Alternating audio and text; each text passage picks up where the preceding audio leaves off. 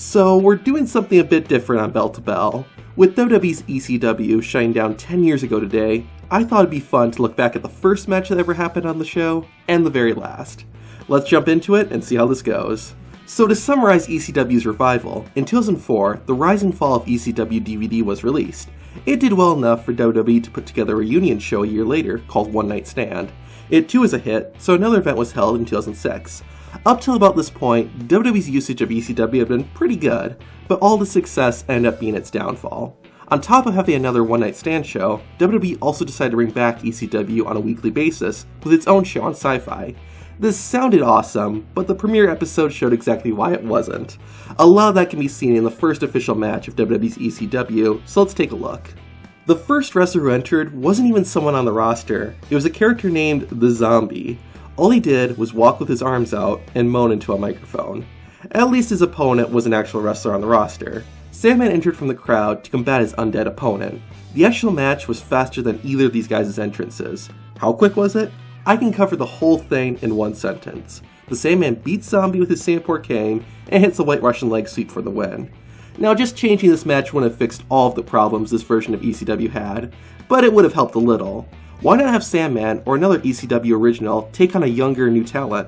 Perhaps someone from development who was going to make their debut on ECW. That could have been a great passing of the torch moment, and would have also fit with the New Breed Unleashed slogan they were promoting.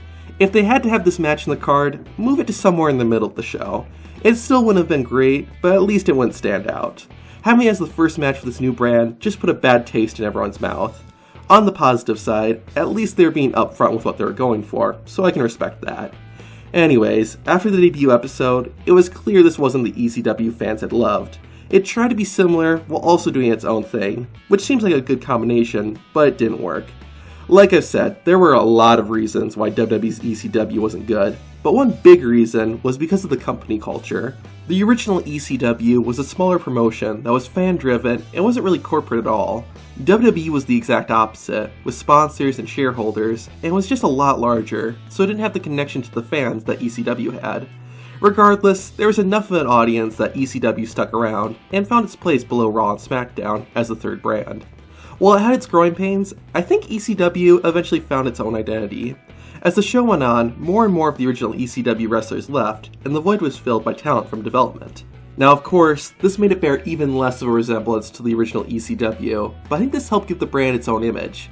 It became a show where new talent could get TV time, and weren't just going to be used to enhance other performers. There were still veterans too, but I think an emphasis on younger stars helped give ECW its own identity, and more of a purpose. Sure, if you wanted to see big stars and huge storylines, you had to check out Raw or SmackDown, but if you wanted to see a smaller star get featured, ECW would have you covered. Honestly, I think WWE going PG helped ECW get out of that weird rut it was in. Sure, ECW becoming a PG show goes against what the original company was about, but it forced them to focus on talent and wrestling rather than hardcore violence and sex. So after a couple of years of trying to be like the original promotion and failing, ECW finally found its position in WWE. It had a good run, but the beginning of the end started when Vince McMahon made an announcement on February 2nd, 2010. He stated that in 2 weeks' time, ECW would be going off the air and replaced with a new show. We'll get to that in a bit, but let's jump ahead 14 days to February 16th, 2010, to the main event of the final episode of ECW. The last ECW contest was fittingly an Extreme Rules match for the ECW Championship. First to enter was the champion, Christian, along with a cart of weapons. He grabbed a mic and reflected on his time in the land of Extreme. Captain Charisma said he was proud to be part of the ECW roster, and glad to have been able to work with both veterans such as Tommy Dreamer, and younger talents like Yoshitatsu. Next came out Christian's opponent, Ezekiel Jackson, who was accompanied by William Regal. Once the bell rang, Jackson was able to easily overpower the ECW champion. Realizing he couldn't beat the challenger with strength, Christian used his speed and reflexes to combat Ezekiel. Jackson adjusted his strategy accordingly, and threw some weapons into the ring. It proved not to be a smart move, since Christian got his hands on a Singapore cane, and kept the muscle monster at bay on the outside. From behind the Titantron, Zack Ryder came out and ambushed Christian. These two did face off a few months back, with Christian getting the better of Ryder, so I'm assuming in kayfabe, Zack Ryder is still upset about losing, and wants to see Christian defeated. Anyways, the ECW champion quickly took out the Long Island IC, but received a slap from Rosa Mendez, Ryder's on-screen girlfriend. Then, the ECW general manager Tiffany ran in and took out her fellow female worker. One commercial break later, and both Christian and Ezekiel Jackson were in the ring. After an elbow to the face, the champion went to the top rope, only to receive a light shove from his adversary. Oh well.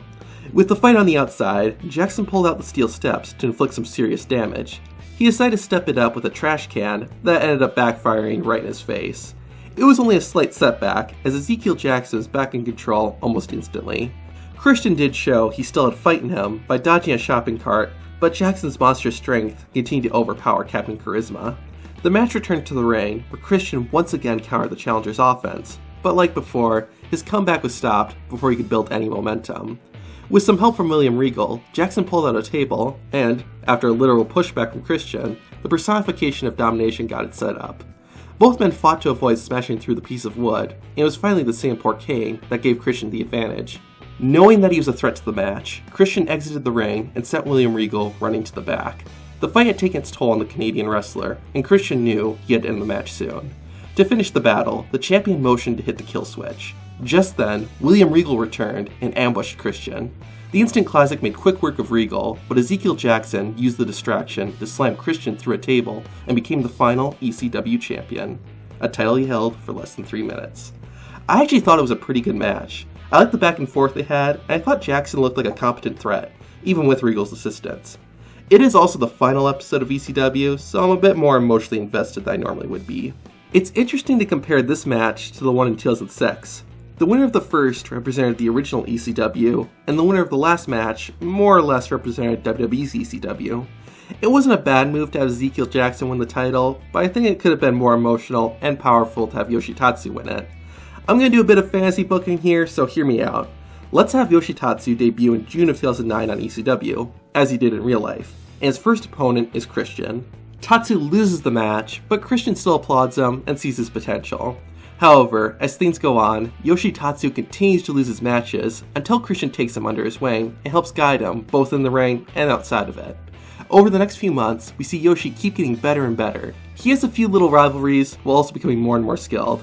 Finally, on the second to last broadcast of ECW, Christian gets to choose who he will defend his championship against on the final episode. He chooses Yoshitatsu, and we have a classic teacher vs. student match. It's a tough battle, but we see Yoshi has grown since the first time he and Christian wrestled. Ultimately, Tatsu wins the match, and his mentor hands him the belt and raises his hand. I don't know, that's just something that popped into my head while I was making this video, so let me know what you guys think. Anyways, enough of how WWE should have booked, let's get back to reality. So after 193 episodes, ECW shut down, and in its ashes rose NXT. That's an entirely different story, but I think ECW was, in a way, NXT before NXT. It was a place for new talent to start their careers, and for veterans to restart theirs. Sure, ECW is always the little guy, but that's what I liked about it. People like Jack Swagger were able to receive strong pushes that weren't derailed. Others like Zack Ryder were able to develop their personalities. The show started off as this weird hybrid of WWE and the original ECW, but by the end, it found its own identity and created its own legacy. So yeah, this is a bit different, and don't worry, next time we're looking at a wrestler. Let me know what you guys think of this video, and if you want to see me do something like this in the future. In the meantime, check out the first and last matches of MVP, who apparently is still in WWE. But with that, I'm Zach from Tap Out Corner, and that was Bell to Bell.